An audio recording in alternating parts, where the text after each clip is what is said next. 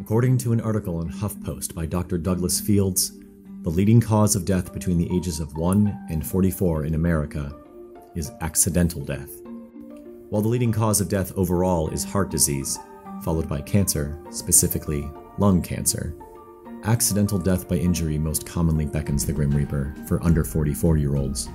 Of those accidental deaths, the top causes are drowning, fire, car accidents at number 2, and the leading cause is falling and stumbling.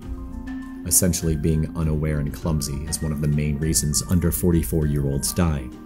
In the past 20 years, falling or stumbling deaths have increased by 40%. Perhaps mobile phones have played a part in stumbling deaths' popularity.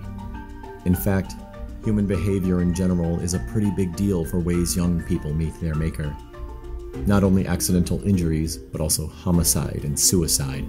In other words, violence towards others and violence towards oneself. Of those situations, men tend to factor more than women. Men are victims of homicide at 3 times the rate of women, the peak time being between 25 and 29. Homicide is twice as likely to be someone known to the victim as opposed to a stranger. Although men are more likely to be a victim of homicide, women are 3.3 times more likely to be the victim of spousal or intimate relationship homicide.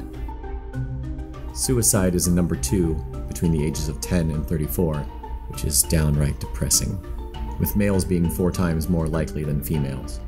While there is as yet no surefire way to avoid death, in light of this information, there could be some ways to at least keep it at bay and further away.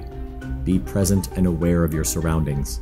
Seek medical attention for an injury. Seek help for depression. Tend to relationships and communicate clearly.